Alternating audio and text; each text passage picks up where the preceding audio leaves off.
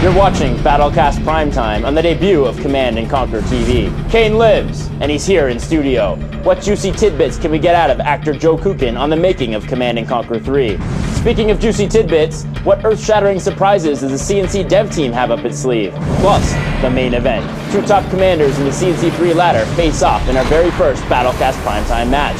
So how come one player's already talking revenge? Stay tuned.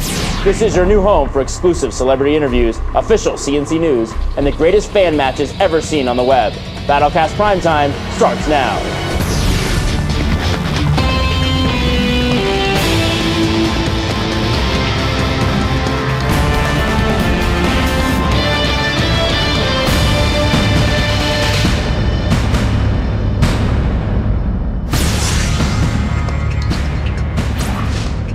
You're logged in to BattleCast Primetime alongside my friend Raj Joshi.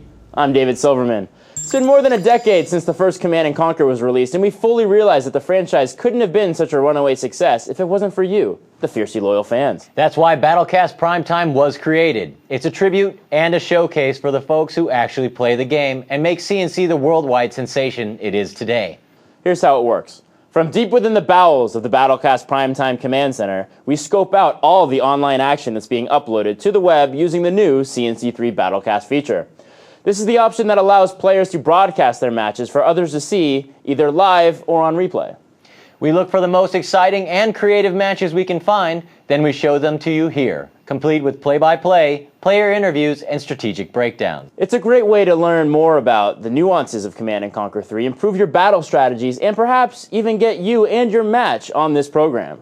BattleCast Primetime viewers will also get the latest news on patches, upgrades, and other cool stuff, plus tips, tricks, and secrets from the folks who actually make the game here at EA. Yes, it's all about community camaraderie and blowing each other to smithereens. So in that spirit of brotherhood, let's turn to community manager Aaron APOC Kaufman with the latest news by the fans for the fans in APOC's Community Corner.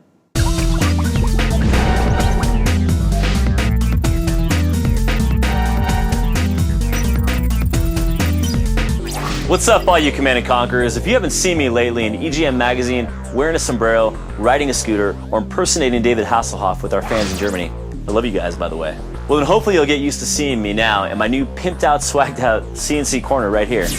We're now 4 months past the launch of CNC 3. Over 5 million online games have been served, and we're just getting started. All you mothership lovers out there, and I know who you guys are, we're getting ready to fire our own Catalyst cannon right back at you with the upcoming launch of patch 1.07. Turned around in no less than 15 days, 360 hours, and 21,600 minutes since patch 1.06 released.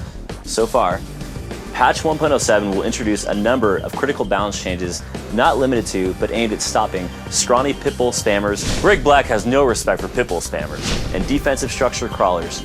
Not to mention giving the Harvesters a slightly better IQ. This patch also fixes a number of technical bugs and sends the Mammoth tanks rolling over some of our better-known cheaters. Look for patch 1.07 soon in August. And if that's not enough, patch 1.07 finally unlocks the creative power of modding in CNC3 with our exclusive Modification Software Developer Kit, aka Mod SDK. This is our developer toolkit that will give you, our creative and talented community, the ability to manipulate and modify a huge portion of our game code and art. This long-awaited Mod SDK will enable all you modders to put those shameless walls in, and when I say shameless, I mean shameless. Creepy-looking Tiberian for all you Tiberian sun lovers out there, and mechs with 8 legs for everybody else. In other words, this powerful Mod SDK includes all of our XML files, so you can balance our factions to your liking, updated 3ds Max plugins to create your very own APOC scooter models, bonus points to you guys for that, UI textures to paint the game with your favorite color, pattern, or theme, and a nifty data builder and mod launcher to get your total conversion mod up and running. Hit up our official site for the upcoming total conversion mods that are planned, or visit our friends at www.moddb.com, where you can read about over 30 different mods in the pipeline, all of whom are anxiously awaiting the release of this Mod SDK, so they can show Kane how to really take over the universe and not always disappear in a white light. What a coward. Alongside patch 1.07, we're also going to be bringing our first official ladder season for CNC3 to the multiplayer masses. No more will you, Mr. 28,765 on our competitive 1v1 ladder, have to worry about playing games for nothing. If you find yourself in a match against a top-ranked player, you can actually send him packing way down the ladder, maybe even close to your ranks if you defeat him. and likely find yourself moving up more than a few thousand spots. Keep your eyes peeled on our official site at www.commandandconquer.com. So before I squeeze out of this corner, pay attention to these quick community bites. The community's largest CNC3 mapping competition in its 4th run, Open Map Competition, has just received a frackin' huge ELA CNC development team Tesla Bolt sponsorship in the arm, sure to ignite exciting tremors in the community. But you're gonna have to hit our message boards after watching this show to find out what the winners of the competition will receive from us here at EA. Enter now at www.cnccommunity.net. After 3+ years in the making and one hell of an all-star mod team, CNC All-Stars, a total conversion mod for Command & Conquer General's 0 Hour, has been released. This mod aims to bring the greatest units, greatest structures, greatest gameplay ideas, and the greatest moments from CNC games into one spanking awesome total conversion mod. 0 Hour owners get this now at www.cncgeneralsworld.com. And yes, one more thing, mark this date down. Come join me, APOC, August 23rd to the 25th, along with select members of the CNC development team at the Leipzig Games Convention in, you guessed it, Leipzig, Germany. Need I say, our development team has a history of making a big splash at this event, and this year is going to be no less. Well, that's all I got for you guys right now. This has been APOC's Community Corner, and remember, every day is Community Day. Back to you, Dave and Raj. Thanks, APOC. Now stay tuned for our inaugural BattleCast match, featuring 2 commanders known as Pillbots and Apollo. They're from opposite sides of the Atlantic, but both in the top 1% on the 1v1 ladder. And they'll be tearing it up on the new map, Tournament Rift, very soon. And these 2 veteran warriors have more than pride at stake, Raj. They've met before, and this time it's about revenge. For more background on our featured match and our players, let's go through the eyes.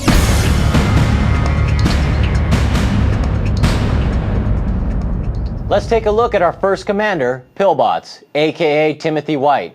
Born in 1988 in Minneapolis, Minnesota, currently resides in Yorktown, Indiana. Pillbots first started playing CNC about 9 years ago on the original version, and now has worked his way up through the CNC boards to become one of the elite players of the game. He enjoys playing sports, especially basketball, and plans to start college next year to study computer science. As an indication of his CNC playing style, Bots prefers to build castles rather than knock them down. He likes to play as GDI because he prefers to be the good guy. His advice for others who want to win their way into the top 1%? Don't be afraid to play the best. Playing the best will help you become the best. And when asked if he thought Kane was evil, he replied, "No, Kane is a man." Interesting response for a GDI supporter. Indeed. Now let's get a profile on our other commander, Apollo, aka Sean Clark.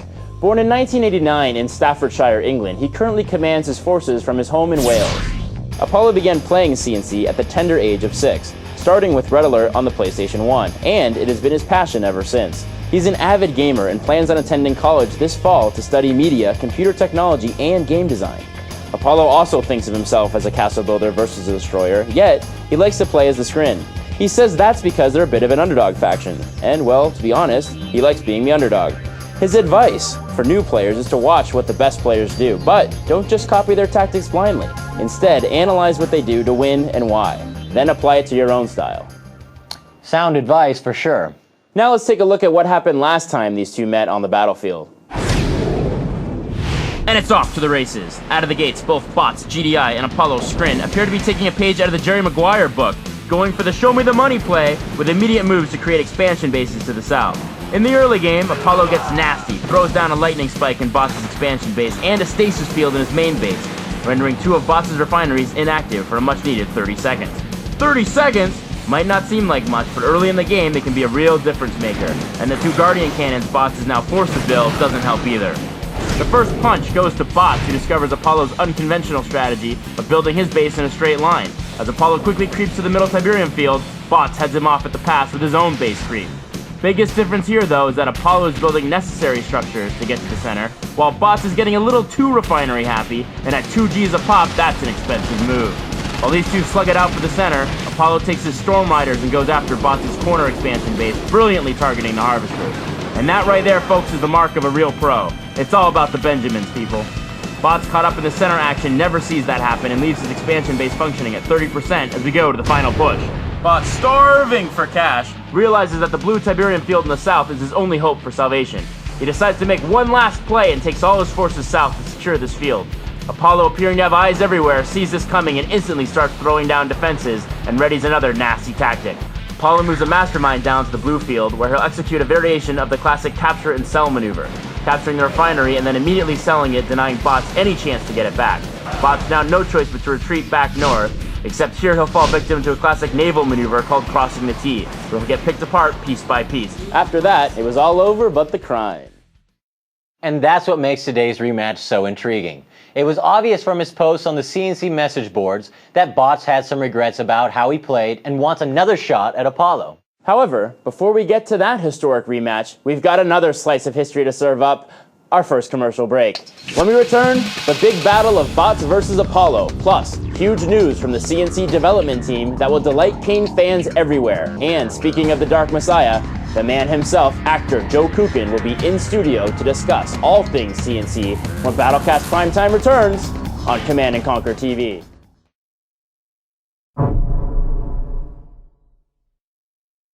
If you gotta get in the game, you gotta get with the family. Homer, Marge, Lisa, and Bart. Don't you understand, son? Your whole life it's been a video game. This fall, roll with your homies. Cool. I start this riot in the name of decency.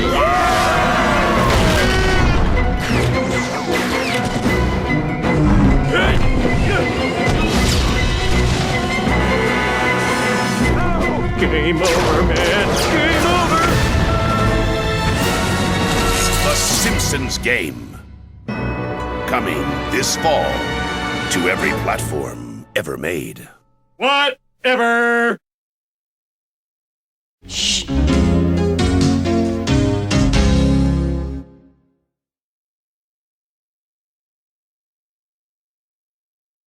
Welcome back to BattleCast Primetime. Coming up in mere moments, our feature match pitting two top commanders in the CNC3 ladder, plus our exclusive interview with the possibly evil, but definitely hairless mastermind that is Kane. But first, let's take a look at what's new in the CNC universe from the front.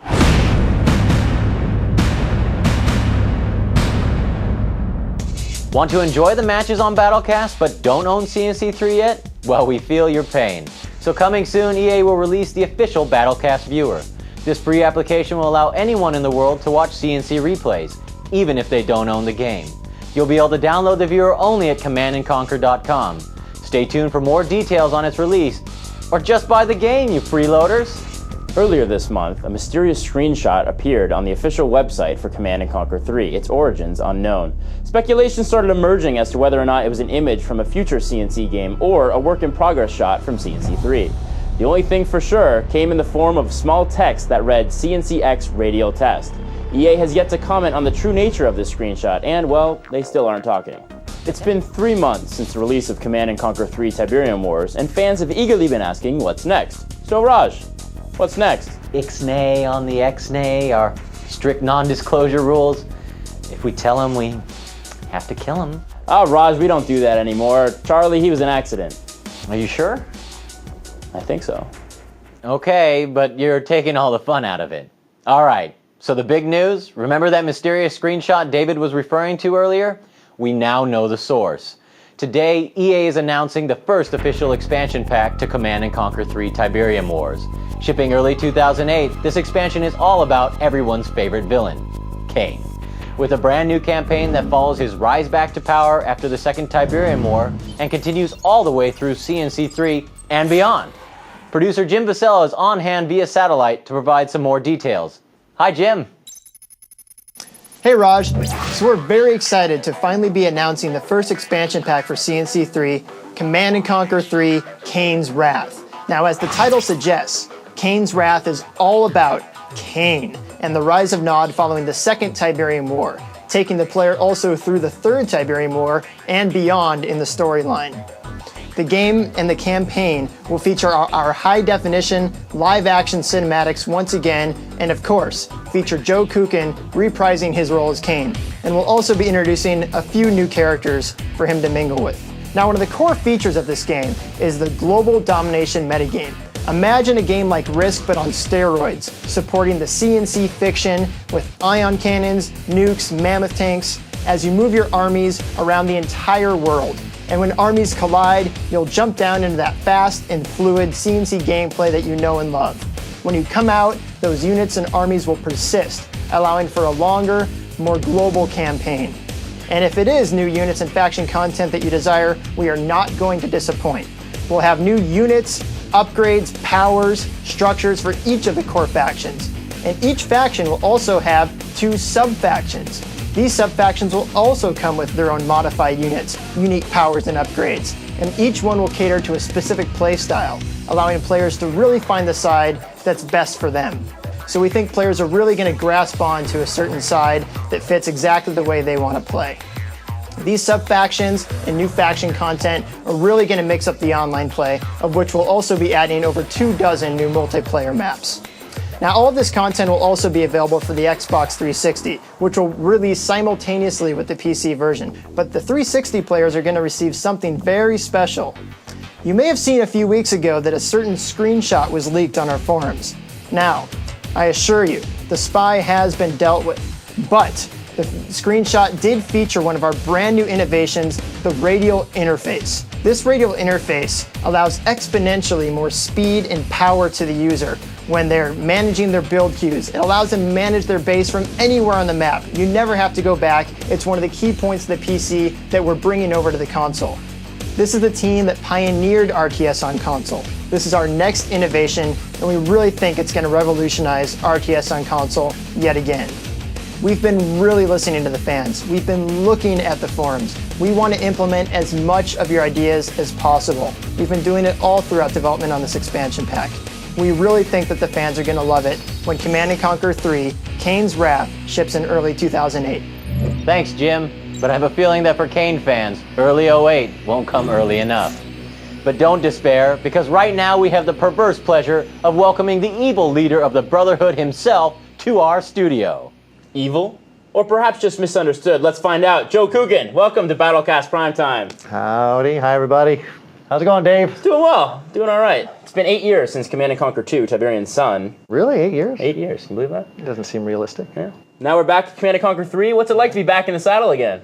I have never been happier in my life. I'm having a lot of fun. What's not to like? I get to rule over armies that try and take over the world. I am the penultimate megalomaniac. What is not to like? Did you find that when you were growing up, you thought to yourself, man, when I grow up, I want to be the maniacal leader of a fanatical religious terrorist organization? Yeah, when I was playing in my sandbox and trying to get all the other kids to shave their heads, little did I know that it would be me. No, you know, it's not the box that you check off on the application. Yeah, exactly. When you go in to see the career counselor in high school, it's not one of the boxes listed. But right next to farmer, terrorist leader. Yeah, I don't like to use the word terrorist. These are tough. Well, these are interesting times. Right. And to argue the case for a charismatic terrorist leader of with religious a background, quasi-religious organization can get you into a lot of trouble. And I wouldn't want to broach that subject, to tell you the truth. I'm just saying. Speaking of which, how did you get the role of Kane? Crackerjack box. I swear to Crackerjack box. You know, I'm going through the pop top. I open up and you eat. You know, you eat as much as you can. But you dig out the little prize and I ripped it open and the role of Kane was in there. I had no idea. Did you have any apprehensions about coming back and reliving the life of Kane? The fun part about it is that it's a type of acting that is so ultra dramatic and big that it's just impossible not to have a good time. I mean, you take it seriously, but because there's so much to do, there's so much raw drama and raw emotion to play with. It's just, we had a good time. It was a lot of fun. I was excited to work with anybody who came into these projects excited to work on them. And you have to admit, there's some actors who kind of come in, they look at the sets, they look at the costumes, they look at the green screens, they look at the scripts, and they think, what have I done to my career? Seriously. But some come in. You're saying it's a step back? No, I'm not saying it's a step back at all. But I'm saying that movies, TV, video games. I'm saying that it can be viewed as sort of a type of shoebox acting. It's different from. It's not Shakespeare in the Park, kids. Let's face it. I think that it's always refreshing to see the actors who come in see it for what it is. See it as a brave new world of storytelling. Sure. See it as an exciting way to connect with a whole new audience in a whole new way, and to really do some just fun acting. It really can be a lot of fun. I try to have fun. So I'm always excited to work with actors who are smart enough to see that right away. And for me, I've been lucky enough that that's been the majority of everyone that I've ever worked with. They've come in and have really sort of embraced the work, taken it very seriously, but saw right away that it was an opportunity to have a good time. Joe Coogan, thanks for taking the time out of your busy schedule of merciless destruction to be with us today. Yeah, busy schedule. This has all been pretty cool. You guys are doing really good stuff here. You know what else is pretty cool? Check this out. Dun da da! No way! Oh, how cool is... You guys have got to buy these. These are really stinking cool.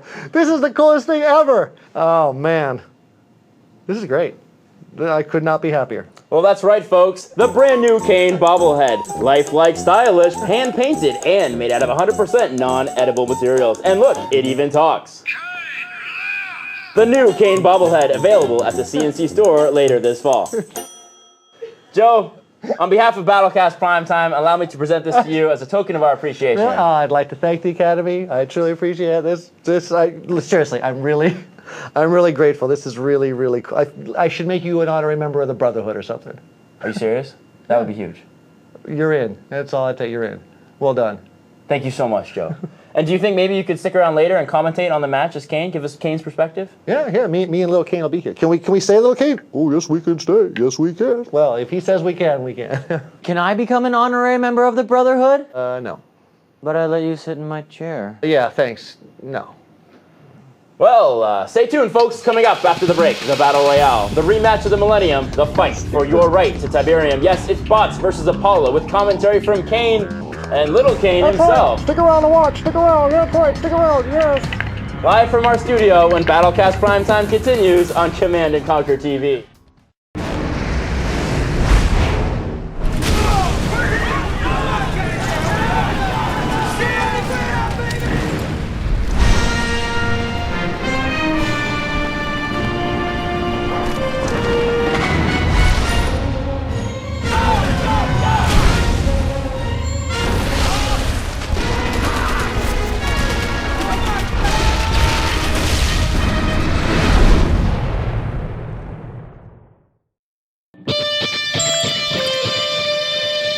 Welcome back. The time has finally come to turn our attention to our very first BattleCast Primetime match, which today, Raj, features a rematch between two of our top commanders from the CNC3 ladder, Bots versus Apollo. And this time it looks like Bots will be playing as the Brotherhood of Nod, and Apollo will be playing as GDI. It'll be interesting to see if this change of faction will alter Pillbots' overall strategy from the last match. Well, you know, Nod is more ruthless. Agreed. As we mentioned earlier, this match, like all matches featured on BattleCast Primetime, come directly from you, the CNC player. Just make sure to check the BattleCast option when you set up your match to broadcast your next battle online. If it turns into an awesome spectacle of destruction, you might find yourself featured in an upcoming episode. Now for more detailed analysis of today's match and the two commanders who will be duking it out, let's bring in our play-by-play team, CNC developers, Greg Black and Jason Bender. Welcome, gentlemen. Thanks, David. It's great to be here. Can't wait to see this match. Yeah, it seems like tonight's match is going to be a real edge to it, with Pillbots looking for redemption from his previous loss. Well, guys, let's get into it, starting with your analysis of each commander's playing style. Well, last time, Apollo used the screen to take the center of the field with a spider creep. So that worked out really well for him. He never likes giving up the middle of the field, so look for him to set up camp there again. Yeah, and I think Pillbots, he's a traditionalist. He's going to be building lots of units. He's going to be rushing. He's going to be trying to micromanage the hell out of them. And he's just going to be hitting Apollo head on over and over again, trying to knock him off of that perch. Well, now that we know what the playing styles are like, let's take a look at the map with some battleground reconnaissance. Boys? Tournament Rift, a 1v1 ranked map with starting points in the upper left and upper right. Due south of each starting position, there's an expansion Tiberium field, and slightly closer to the center, each player has an easy tip spike. There are 2 more tip spikes in the bottom center of the map. Expect to see some early contention here. The other side of the map is an exact mirror. Players can go the safe route and expand south to their protected tip field, or head over to the top of the map and fight over the green Tiberium field halfway between the 2 bases. It's hard to hold on to, but whoever holds it definitely has an offensive edge and a defensive buffer. Due south is the impassable rift this map is named for, and below that is a blue Tiberium field. It starts out small, but it expands throughout the match, and could become more important late game, especially if the other fields dry up. And now it's time for our legendary pre-match feature, the pick of the game. So, Greg, let's start with you. Who's going to win and why? I'm going to have to give this one to Pillbots. He's tan, he's rested, he's ready, he's got something to prove. I think, he hates losing, and he's going to really bring the pressure this time. All right, Jason, batter up. What's your pick? Well, in this map, everything hinges on one single Tiberium field, and that plays to Apollo's strength, so I'm going to go with Apollo. And Raj, I don't want to leave you out of the party. Who's your pick and why? Well, I gotta say, all strategy and gameplay aside, I'm gonna have to go with Pillbots. Reason being, as we all know, history has shown us that Apollo Creed does lose in the end. Cuts me deep, buddy. I'm actually going for Apollo for that very reason. Apollo's got heart. He's got the eye of the tiger. There is no tomorrow, ladies and gentlemen. So there you have it. We are split down the middle. When we return, Vengeance Thy Name is Command & Conquer 3, the rematch of Apollo vs. Bots. Plus, Joe Coogan will weigh in on the outcome when BattleCast Primetime continues on Command & Conquer TV.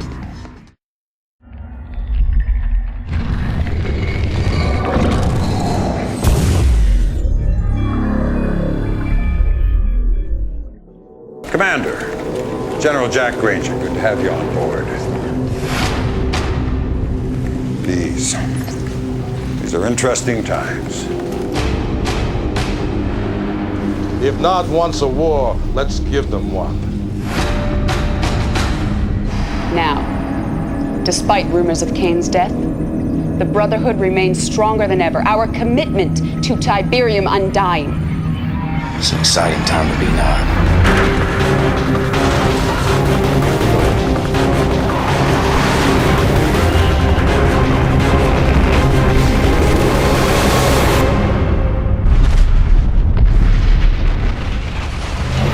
Transformation is coming. A new day will dawn. The future is ours.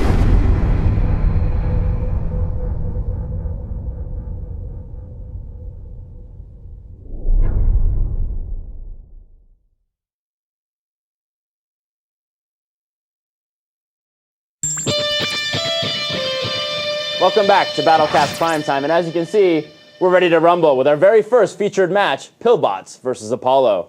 And standing by for the play-by-play are CNC developers Jason Bender and Greg Black. Gentlemen, let the battle begin. Today's match, Pillbots playing as the Brotherhood of Nod versus Apollo playing as GDI on Tournament Rift. So last time we saw these two guys play, Apollo was playing a scrin, and he managed to creep into the middle of the field using a very aggressive building strategy. I think this time he's actually gone with just a pure surveyor charge to the center, and he's setting up that base there, wanting to keep control of that green Tiberium field. It looks like Pillbots decided to go for the tip spikes instead, and I don't know how that's going to work out for him. Well, the one good thing is that the other guy's going to have to make an effort. Apollo's going to have to make an effort because he put a couple of troops in garrison buildings to keep off any odd engineer that runs by. On the other hand, Bots does have a few tanks where we don't see any tanks from Apollo right now, so he definitely has the first blood potential here. So Apollo doesn't have any tanks, but he does have a war factory right on the edge of that green Tiberium field, and I mean that means he can basically get reinforcements in there immediately. There's a barracks, so he's just going to fortify this and keep pumping units out of it. So we've got 4 Scorpions who are kind of going back and forth, not concentrating on any particular target. They've been chasing that harvester around a little bit, but they haven't knocked it out yet. Yeah, I'm wondering if Apollo is somehow managing to heal his guy up because that war factory's right there or something. It seems odd to me that Pillbots hasn't been able to take out that harvester yet. Well, he is doing loops around it, so he is going to get the benefit of getting healed. On the other hand, really, he's not making a concerted effort to chase it. He's got missile troops standing in the Tiberium field. That's never good. So what we have from Apollo now, pressing the advantage of having buildings here, he has built a base defense to take out those tanks. He's got a cannon, a Guardian cannon up. The Scorpions still not concentrating their fire very effectively, and now what's he doing? He's repairing the structure that they were attacking. So Pillbots has got to muster up a big army, and he's got to go take that base out, or, Apollo is spending a lot of his resources, a lot of his effort and attention taking that center field. It's possible that his main base isn't well defended. He may try some sort of sneaky commando attack, engineers, things of that nature. But I think right now he's just going to focus on lots of Scorpion tanks, trying to break that foothold that Apollo's got in the middle of the base. But why is he pulling out? Looks like he has a reason here. Yeah, we've got some reinforcements dropping in. I'm guessing those are going to be infantry, probably rifle guys and rocket guys, and he wants to kill those planes while they're landing before the infantry gets out. Yeah. Got one of them, didn't get enough of them, and but now he's retreating. I mean, he should be running those guys over, right? Yeah, that's an excellent point. I'm not quite sure why he's retreating. I think he feels like he's on the defensive. Doesn't quite have the confidence to move forward and really push it, which is what he needs to be doing. So, but here we have something different happening. Bots is doing a good job now. He built up a base defense. shredder turrets to take out the enemy infantry, which was going to be a factor against the Scorpions. Yeah, that's strong. I mean, you can see all those missiles firing from Apollo's base. Those are really going to hurt his Scorpion tanks, and those shredder turrets may be the thing he needs to hold those missile guys off. You have to figure Apollo's got his queues building up with a lot of base defenses right now, and he's just waiting to drop them. I mean, he's got a second war factory, so he's got double duty going on as far as pumping out armor to get into the front line. So we have a flame tank here, which is retreating, but it didn't look like it was able to that didn't last much. very long, Yeah. did it? And not seeing a whole lot going on at Pillbot's base. It looks like Apollo's starting to move in for the kill. Look at that. He took out that air tower. That's a costly loss. I mean, he wiped out the defenses, and now he's rolling in with a pretty significant armor force. There's like a flame tank showing up, but that's not going to do much. Yeah, flame tank against the armor force. I guess he's building them to try and take out the infantry, but again, it just looks too little, too late on Pillbot's part. Absolutely. He was about a minute and a half behind on that. If he could have gotten that in a little bit earlier and gotten it in against the structures and the infantry, it would have been a good call. Also, an obelisk just now. Yeah, just went up, immediately got sold. Not a good sign for Pillbots. You know, when those obelisks are being popped up at your base while the enemy's there, maybe too late. Yeah, so the obelisks tend to be a good option when you're prepared and you know where they're coming from and you've got some armor to absorb the hits so the obelisk doesn't get knocked out. But in this case, the obelisk just was the only thing standing there and it got blown out instantly by predators. Yeah, it really doesn't have that sort of first strike devastating capability that, say, a sonic emitter has or even a storm column. You really got to have those things ready in advance. So now Pillbots has his back to the wall here. He's got an avatar up, which is going to help against those predators. He's got a lot of missile troopers. Great job. And now here's another obelisk, which might survive a little bit longer if he's lucky, since the predators are now are diminished in their numbers. So Pillbots might have been thinking back to their previous match, where when Apollo was playing Scrin, he did that spider tactic all the way out to the middle, and he principally used gravity stabilizers to get out there, which is the airfield for the Scrin. So he got all the way out there doing that, and then he was able to deploy aircraft right into the front line. So are you thinking that, I mean, maybe Pillbots thought that that's what Apollo was going to do this time, thought he had a little more time to get to that center green field, which is why he was sort of slow on the attack? Yeah, another thing that you can do when someone spiders out like that, the tentacle tactic, you can cut it off. You can kind of come back in, you can cut it off, and you can pincer it, and then that thing gets cut off pretty easily. Apollo switched it up this time by getting in there and fortifying his front line. It was funny because he was late on vehicles, but now it's paid off because he's moving into mammoths now in the late game. He's got a sonic emitter that's just out of range of that obelisk, so we have a no man's land in the middle that's just covered in craters. Yeah, you can just see, you move guys out there, that sonic emitter or the obelisk is just going to eat them up. So somebody's going to sit back, muster up a big force, and then just power their way through it. Here we go. This is a big problem. We've got a couple of mammoths moving up. So there's only 4 mammoths, but 4 mammoths is equal to a whole bunch more as far as armor and hit points go. Yeah, and the mammoth taking some damage from the avatar of the Scorpions and that obelisk is starting to retreat. Looks like Apollo is trying to pull Pillbots into his no man's land to get that sonic emitter firing on him and get those rockets and the railguns from the mammoth. Well, that seems to be working. That sonic emitter just did some horrific damage to that group of units there. These avatars are getting left out on the field, pretty much alone. There goes one. I mean, he's going to need a saboteur to go back in there and pick that sucker up. Yeah, and hopefully Apollo won't do it first. That's going to be real depressing when you see your own avatars taking out your own base. We haven't seen too many engineers up in this territory. There hasn't been much of a reason up to now to do it, but I think now that the bases are a little bit exposed and the battle is raging, I'm hoping to see much more in the way of engineers and saboteurs. And look at this, we got zone troopers on the map, we have sonic emitters, we've got avatars, we've got mammoth tanks. This is clearly a tier 3 battle. And Juggernauts, check this out. We got the Orca Strike coming in to knock out that base defense. Great job. So Apollo just put it on full steam. He's calling in support powers in the form of reinforcements, Orca Strikes, which pretty much means that Pillbots is going to have to pull out a lot of different counters, and he doesn't have the money to do that. Yeah, I can't imagine that he does. I mean, the only thing he's got going for him right now is that heroic missile squad there plinking away, and it looks like those zone troopers are going to deal with them shortly. So there's a commando from Pillbots. Ooh, commando. So this is what I was talking about earlier. I can't imagine that Apollo's base is too heavily defended. He can't be paying too much attention to it. So maybe if he can get that commando in there, do some damage, take out his MCV even. And we have some snipers here plinking off the few infantry that Pillbots does have. Now he's got some vertigo bombers. So that commando, we can kind of assume it's going to go maybe right through the middle of the map, take out the blue Tiberium field, and then maybe try to go for the main base after that. Yeah, quite possibly. Who knows? I think that's an awful lot to ask from a single commando. It's good that he's doing it, but again, I hate to keep repeating this. Too little, too late. He should have been doing this 5 minutes ago. But I mean, he's had a lot on his plate to deal with. To his credit, he's been keeping his base alive for a long time. That's true. With the way this game has been going, I would have expected Pillbots to be out of it a lot earlier, and he has just been, holding his ground as much as possible, but, he's losing that long-term economic battle. And this is looking real bad. That MCV is about to go down, that Kanyard. Yeah, losing your Kanyard is really just like getting your heart pulled out here. So Apollo's coming in and just delivering the death blow here, but and to Apollo's credit too, Pillbots was somebody that came here to win. He fought to the bitter end, but Apollo was able to sort of beat him at every turn, and really a hard-fought, well-earned victory on Apollo's part and a well-played defense on Pillbots' part. Absolutely, props to both these guys for making a great showing of GDI and Nod strategy here. Good game. Well, looks like Bots just couldn't get it together. It seems that way. Apollo took hold of the center early on, and Bots made some valiant attempts to try and take it over, but in the end just couldn't deliver. All right, so let's now break it down, beginning with the analysis of the game stats, which, by the way, is a function of Command & Conquer 3 that all players can enjoy. So let's take a look now. All right, let's start by looking at the resource graph. This is really important. You can see here at about the 4-minute mark, that's where Apollo's economy really starts to pull ahead of Pillbots, and that's really what won him the game over the long term. So when you move over to the structures chart, you can see a few different things. First of all, you can see that at the 4-minute mark, this is when the battle really goes south for Pillbots, but he still holds in. Looking along this flat line, you can see that he did a great job of keeping his base together, even though he was at a deficit on resources and was getting attacked constantly. And taking a look at the units graph, there are a couple interesting things to take note of. First of all, again, at the 4-minute mark, this is where Pillbots first tried to attack Apollo's second base and wasn't really able to succeed. And then if we look a little further, about the 9-10 minute mark, this is when Apollo really stuck it to Pillbots. This is when he built up his massive force, threw it at Pillbots' base, and really sort of won the game.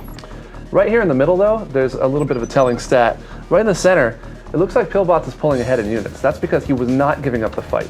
He was doing a good job of keeping units on the field, repelling attacks on his base, and he did a great job of staying in the fight long after he lost the center. And considering that, the game really started to unravel for Pillbots, between about the 5 and 10 minute mark, he hung in there for a really long time. And guys, do you think there was a key turning point in this match? Well, it looks to me like the key turning point came when Pillbots tried to dislodge Apollo right at the very beginning of the match, and he was repelled not once but twice. From there, it was kind of all downhill. Well, that leads us to our play of the match. Gentlemen, what's the verdict? I'd have to give the play of the match to Apollo for his final assault on Pillbots' base. He just threw everything and the kitchen sink at Pillbots. He had mammoth tanks, he had zone troopers, he was calling in shockwave artillery, he was calling in reinforcements, he had snipers. He threw everything he had, and Pillbots just couldn't handle it. Congrats to Apollo for winning the match and for the play of the game. And thanks to Jason Bender and Greg Black for their excellent analysis. Thanks for having us. See you next time. And Kane, what did you think of the outcome of today's match between GDI versus Nod? Oh, we shall have our vengeance. GDI will be ground beneath the heel of the Brotherhood. I cannot be destroyed! I am immortal! Alright, peace to power, kids. I'm out of here. Kane, is there any way I could become part of the Brotherhood? He's gone. Well, that brings us to the end of our first show, and what a show it was. I'll say, big news about the new expansion pack, big battle action with tonight's matchup of CNC Titans. And of course, the biggest of stars with Joe Kukin himself here in the studio, dropping by for a visit. Remember, BattleCast Primetime is your source for official news on the downloadable BattleCast viewer and the new expansion pack. So check back next time for more details. And don't forget to BattleCast your next match for a shot to be featured here on BattleCast Primetime. For Raj Joshi, I'm David Silverman, and we'll see you on the battlefield. Good job, Raj.